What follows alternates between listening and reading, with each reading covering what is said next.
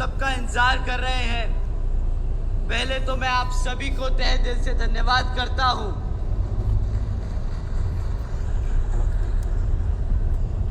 मुझे पता है कि आप काफी घंटों से यहाँ पे आके खाली पेट वेट कर रहे हैं, खाली पेट आप लोग इंतजार कर रहे हैं। तो जब मैं यहाँ पे उतरा तो सबसे पहले हमारी टीम ने हमसे बोला कि सर पहले खाना खा लेते हैं। मैंने कहा नहीं, हमारे लोग भूखा इंतजार कर रहे हैं, तो हम सीधा पहले अपने लोगों से मिलेंगे, उसके बाद कुछ और देखेंगे। तो आप सबके साथ साथियों, मैं समझ सकता हूं कि आप काफी देर से इंतजार कर रहे हैं। मैं आप लोगों का ज्यादा समय नहीं जाया करूंगा, परंतु आज इतनी बड़ी संख्या में हमारे सभी युवा साथी, हमारे सभी बड़े बुजुर्ग, हमारी माताएं बहनें जो आज इतनी बड़ी संख्या में यहाँ मौजूद हैं, आप सभी को तहे दिल से धन्यवाद करता हूं।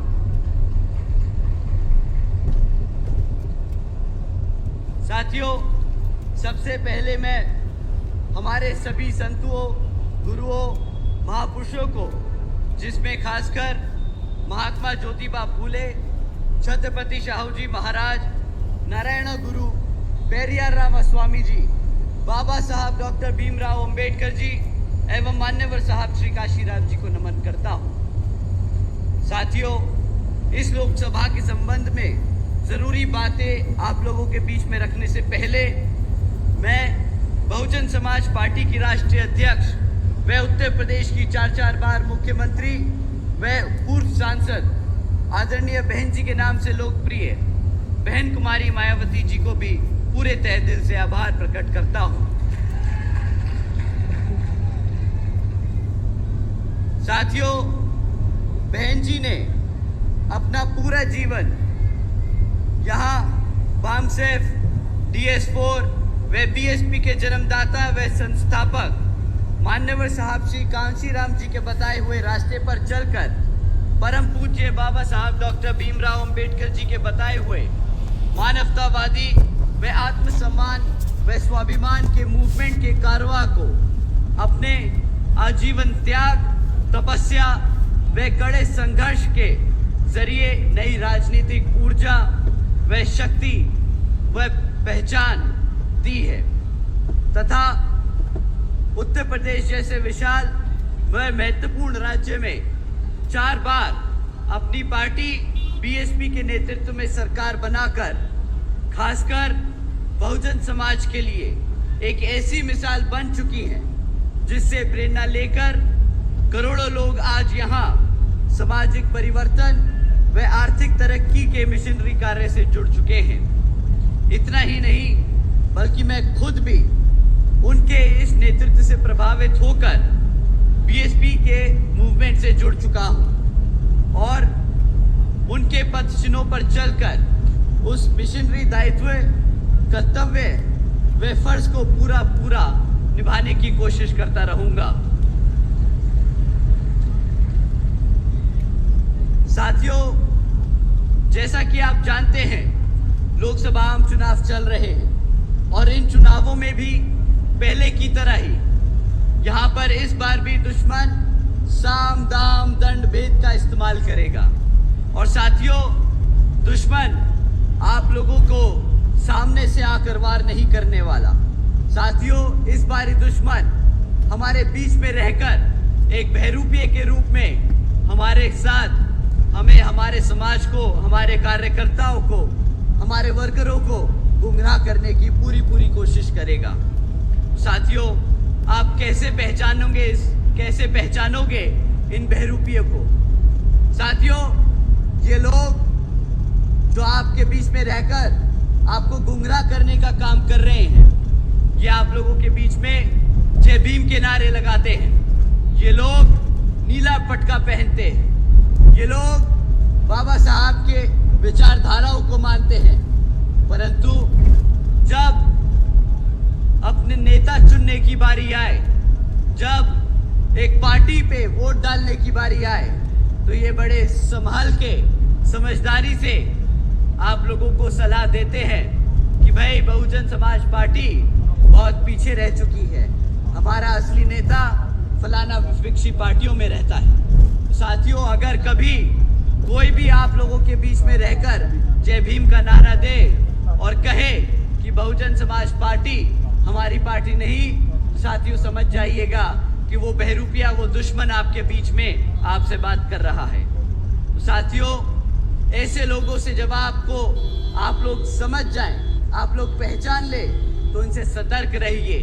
परंतु इन्हें लोगों को आपको सतर्क करने की जरूरत नहीं, आप लोगों को इनको बताने की जरूरत नहीं है कि आप लोगों ने इन्हें पहचान लिया।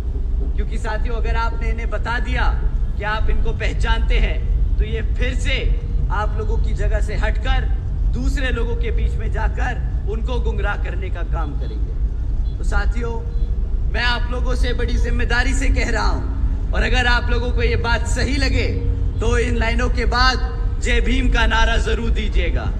साथियों, ऐसे लोग जो बहुजन समाज पार्टी में बहन जी को नहीं मानते, ऐसे लोग जो बहन जी के खिलाफ हैं, वो मान्यवर साहब के खिलाफ हैं, वो बाबा साहब के खिलाफ हैं, वो हमारे बहुजन समाज के खिलाफ हैं, वो हमारे संविधान के खिलाफ हैं। बताइए सही कि नहीं सही बातियों? साथियों, बहुजन समाज पार्टी एक बहुत ही बड़ा दल है। इस परिवार में कई करोड़ों लोग रहते हैं। तो साथियों, ये कुछ लोगों के लिए बहुत मुश्किल होगा इन बहरूपियों पे नजर रखना। ये हम सबको मिलकर काम करना होगा।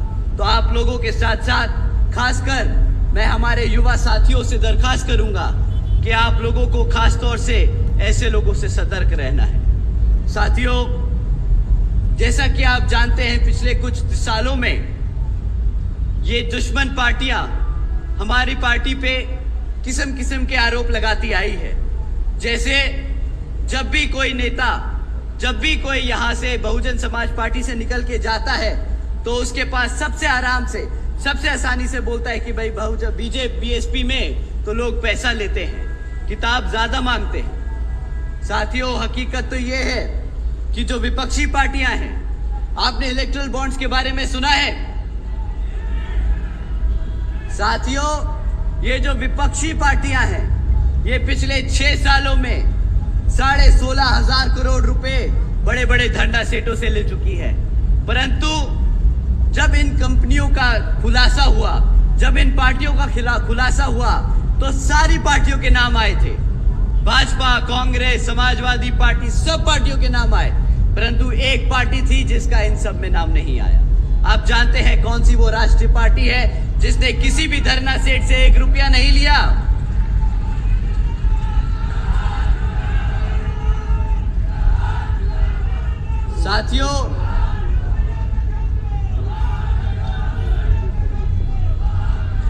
साथियों, बहुजन समाज पार्टी का उस लिस्ट में इसलिए नहीं नाम था क्योंकि बहुजन समाज पार्टी एक लौती पार्टी है जो अपने कार्यकर्ता, अपने समर्थकों के तन मन धन से चलती है, ना कि किसी धरना सेठ के पैसों से।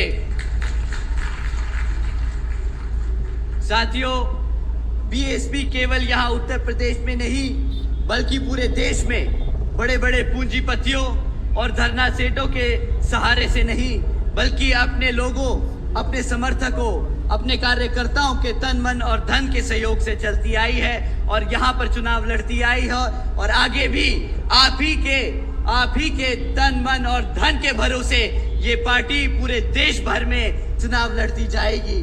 साथियों, आप लोगों के तन मन और धन के लिए मैं यहाँ मंच से आप लोगों का तहे दिल से धन्यवाद करता हूँ क्योंकि ये मूवमेंट है जो आपकी वजह से चलता है। आप लोगों का तहे दिल से धन्यवाद साथियों।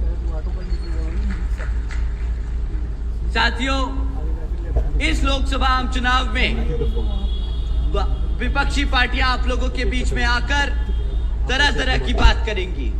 वो आप लोगों को मैनिफेस्टो जारी करके आप लोगों को तरह तरह के वादे सुनाएंगी। परंतु साथियों, इस बारी लोकसभा आम चुनाव में आप लोगों को वोट जो डालना है वो इन पार्टियों के रिकॉर्ड पे डालना है कि इन पार्टियों ने जब जब सत्ता में आसीन रहे तब तब इन लोगों ने हमारे समाज के लिए क्या काम किया, आप लोगों को उन पे सवाल करना है। साथियों, पिछले 10 सालों में ये भाजपा सरकार केंद्र की सत्ता में रही है, तो जब भाजपा आप लोगों के बीच में आए तो आप लोगों को उनसे सिर्फ 3 मुद्दों पे सवाल उठाने हैं: शिक्षा, सुरक्षा और रोजगार। मैं किसी जाति, धर्म या धर्म के आधार पे आप लोगों से नहीं कहूंगा कि उन पे सवाल करो। हम आपसे नहीं कहेंगे कि राम मंदिर के ऊपर सवाल करो। साथियों, बाबा साहब ने हमें शिक्षा के आधार पर अपना संवैधानिक हक और उनके राजनीतिक ताकत के लिए लड़ना सिखाया था। तो हम सिर्फ शिक्षा, सुरक्षा और रोजगार के लिए बात करेंगे। साथियों, अगर बीजेपी का रिकॉर्ड उठा के देखें, पिछले 10 सालों में शिक्षा के क्षेत्र में इन लोगों ने इतना मजाक किया है हमारे छोटे छोटे बच्चों के साथ कि अगर हम इनका सरकारी सर्वे भी उठा के देखें तो आज सरकारी स्कूलों में इतना बुरा हाल है कि आज 8वीं कक्षा के आधे से ज्यादा बच्चे बुढ़ा भाग नहीं कर पाते। अगर आप उनसे अंग्रेजी में सवाल करें तो वो बेचारे अंग्रेजी नहीं समझ पाते। साथियों, ये तो भाजपा की शिक्षा के क्षेत्र में देन रही है। दूसरी तरफ जब आप उनको शिक्षा के क्षेत्र में घेरेंगे तो वो आपको डिजिटल इंडिया के बारे में बताएंगे। परंतु साथियों, डिजिटल इंडिया के नाम पर भी उन्होंने जो आप लोगों के साथ मजाक किया है वो भी मैं आप लोगों के बीच में छोड़ के जा रहा हूं ताकि आप उनसे सवाल उठाएं। साथियों, डिजिटल इंडिया के नाम पर 65% से ज्यादा सरकारी स्कूलों में आज एक भी कंप्यूटर की फैसिलिटी नहीं है। ये डिजिटल इंडिया बोलते हैं कि यहाँ पे युवा बच्चा, छोटा बच्चा पूरी दुनिया में सबसे बात कर पाएगा, टेक्नोलॉजी समझ पाएगा। बट वो समझेगा कैसे जब 65% से ज्यादा स्कूलों में कंप्यूटर ही नहीं है। तो साथियों, ये बहुत अच्छे पॉलिसी, बहुत अच्छे नारे देना जानते हैं, ये मार्केटिंग बहुत अच्छी करना जानते हैं, पर जब आप जमीनी स्तर पे इनके काम नापोगे तो पता चलेगा कि इन लोगों ने बातें बहुत बड़ी करी, काम के नाम पर 0 बटा लड्डू देके गए हैं, 0 बटा लड्डू देके गए हैं। साथियों, सबसे बड़ा मुद्दा पेपर लीक होने का। मैं समझ सकता हूं कि यहां पर कितने युवा साथी हैं जो पिछले 10 सालों में कई बार सरकारी भर्तियों के लिए एग्जाम देके आए हैं और जानकर उन्हें बड़ा दुख होता है कि कुछ महीने बाद वो पेपर लीक हो गया। यहाँ पर कितने युवा साथी हैं जिन्होंने पेपर दिया और पेपर लीक हो गया? सभी पंडाल में लोगों ने हाथ उठा रखे। साथियों, हकीकत तो ये है कि ये लोग आप लोगों के साथ सिर्फ सरकारी नौकरी देने के नाम पर मजाक और खिलवाड़ करते आए हैं। तभी साथियों, पिछले 10 सालों में आज यहाँ पर युवा 30% पढ़ा लिखा युवा बेरोजगार घूम रहा है। साथियों, ये नहीं कि ये नहीं दे सकते, ऐसा नहीं है कि भारत सरकार में नौकरियां नहीं है, भारत सरकार में पद खाली नहीं है। आपको जानकर हैरानी होगी साथियों कि यहाँ पर केंद्र की सरकार में 30 लाख से ज्यादा पद खाली पड़े हैं, जहां पर इन लोगों ने जानबूझकर वो पद नहीं भरे हैं, क्योंकि वो जानते हैं अगर उन्होंने वो पद भरे तो उन्हें बाबा साहब के दिए हुए संविधान के हिसाब से आरक्षण भी देना पड़ेगा, और वो ना आपको रोजगार देना चाहते हैं ना वो आपको आरक्षण देना चाहते हैं। साथियों, रोजगार का इतना बुरा हाल है कि मैं आपको एक न्यूज हेडलाइन पढ़ के सुनाता हूं तो आपको समझ आएगा कि ये 30% की जो संख्या है वो कितनी बड़ी बन चुकी है। साथियों, गुजरात की एक खबर है, हमारे आदरणीय प्रधानमंत्री जी के प्रदेश से ये खबर है कि 17 लाख से ज्यादा युवाओं ने मात्र 3,500 नौकरियों के लिए अप्लाई किया था। साथियों, अगर सिर्फ 3,500 नौकरियां निकली तो उसके लिए 17 लाख बच्चों ने अप्लाई किया। रोजगार और बेरोजगारी का क्या हाल है वो इन्हीं आंकड़ों से समझ आता है। साथियों, जब हमारे बच्चे पढ़ लिख नहीं पाएंगे, जब उनके पास रोजगार नहीं होगा, तो वो आप लोगों का ध्यान किस तरीके से भटकाएंगे वो भी मैं आपको बताता हूं। साथियों, ये पिछले कुछ महीनों से सीना चौड़कर आप लोगों के बीच में मुफ्त राशन देने की बात कर रहे हैं। ये कहते हैं कि इन्होंने 80 करोड़ जनता को मुफ्त में राशन देने का काम किया है। आप लोग ही बताइए साथियों, जब 2014 में ये हम सब से वोट मांगने आए थे, जब ये जनता से वोट मांगने आए थे, तो उन्होंने वादा मुफ्त में राशन देने का किया था या सालाना 2 करोड़ नौकरी देने का किया था? आप बताइए साथियों, किसका वादा किया था? साथियों, 2 करोड़ नौकरी देने का वादा किया था, परंतु जब नौकरी नहीं दे पाए तो सोचा मुफ्त में राशन ही देके इनका मुंह बंद कर दिया जाए। साथियों, आप ही बताइए, ये जो 80 करोड़ जनता को इन्होंने मुफ्त में राशन दिया है, अब जब भारत में 140 करोड़ लोग हैं तो 80 करोड़ बोले तो आधा भारत इन्होंने भिखारी बना दिया। आधा भारत इन्होंने भिखारी बनाने का काम किया है पिछले 10 सालों में। साथियों, एक सिंपल सा, बड़ा आम सा आप लोगों के साथ मैं गणित करना चाहता हूं। ये 80 करोड़ जो राशन दे रहे हैं 80 करोड़ लोगों को, इसकी कीमत अब पता है आप लोगों को कि आपको क्या चुकानी पड़ रही है? आप जानते हैं कि 80 करोड़ जनता को जो मुफ्त राशन मिलता है, इसकी कीमत आप लोग क्या चुकाते हो? हमारी माएँ जो यहाँ बैठी हैं, आप लोगों से मैं दरख्वास्त करूंगा कि ये आप जरा गुना भाग बड़ी ध्यान से सुनिएगा। साथियों, महीने में कितने का राशन आप लोगों को मुफ्त में मिलता होगा? बताइए। 500? 5 किलो?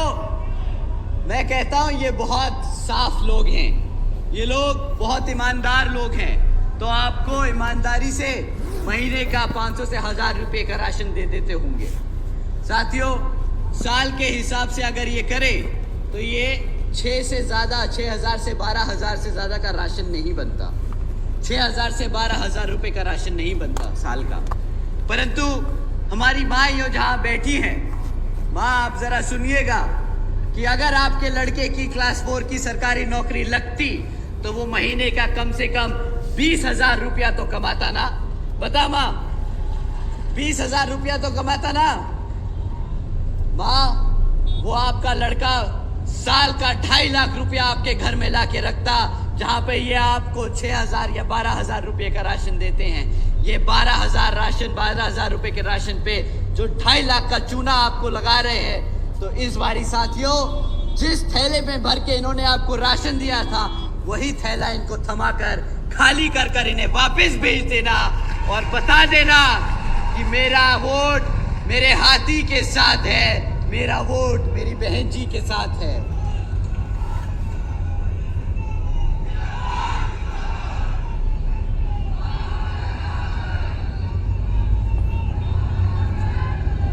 साथियों, इन लोगों ने महंगाई का भी बहुत बड़ा मुद्दा उठाया था 2014 में, परंतु जब आप इन लोगों की मीटिंगें और इनकी रैलियां और इनके भाषण सुनते हैं, तो ना इनको रोजगार याद आता है, ना इनको शिक्षा याद आती है, ना इनको अब महंगाई याद आ रही है। साथियों, बताइए कि आप लोग इस मीटिंग में आने के लिए कितने रुपए का पेट्रोल डला कर आए हैं? बताइए साथियों, कितने का पेट्रोल डला है? 100 रुपया? 200 रुपया? 3000? तुम्हारी गाड़ी ज्यादा पी रही है तेल भाई। साथियों, जब ये लोग सत्ता में आए थे 2014 में, तब पेट्रोल का दाम 50-60 रुपया हुआ करता था। आज यही पेट्रोल 100 रुपया पार कर रहा है। परंतु अब ये आप लोगों से पेट्रोल के दामों के बारे में बात नहीं करेंगे, क्योंकि उन्हें पता है कि उन्होंने पिछले 10 साल में सिर्फ और सिर्फ महंगाई कर कर अपने धरना सेठों के जेब भरने का काम किया है। हमारे गरीब और हमारे बहुजन समाज के लिए एक भी काम ये लोग नहीं गिनवा सकते आप। साथियों, अभी कुछ दिन पहले ही बीजेपी के बहुत बड़े नेता ने हमसे कहा कि कुछ लोग बीजेपी को बुलडोजर की सरकार कहकर बदनाम करने का काम कर रहे हैं। वो जो नेता हैं वो यही उत्तर प्रदेश से सांसद हैं। और बहुत ही उच्च स्तर पे यहाँ भारत सरकार में एक पद पर हैं। वो कहते हैं यूपी में बीजेपी की सरकार ने जनता के लिए बहुत से काम किए।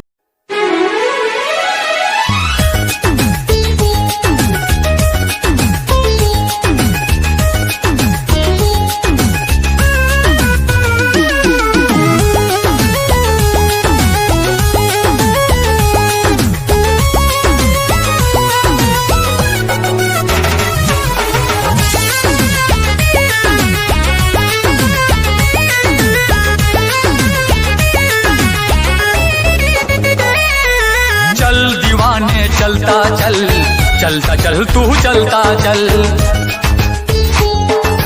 दुनिया के अन्याय से भीम दीवाने लड़ता चल। चल दीवाने चलता चल चलता चल तू चलता चल, दुनिया के अन्याय से भीम दीवाने लड़ता चल। नागवंश का नायक है तू, द्रविड़ों का सरदार है, मौर्य वंश का है जुनून तू, भारत का रखवार है। तेरी भुजा में बसा हुआ है, तेरी भुजा में बसा हुआ है चंद्रगुप्त का बाहुबल।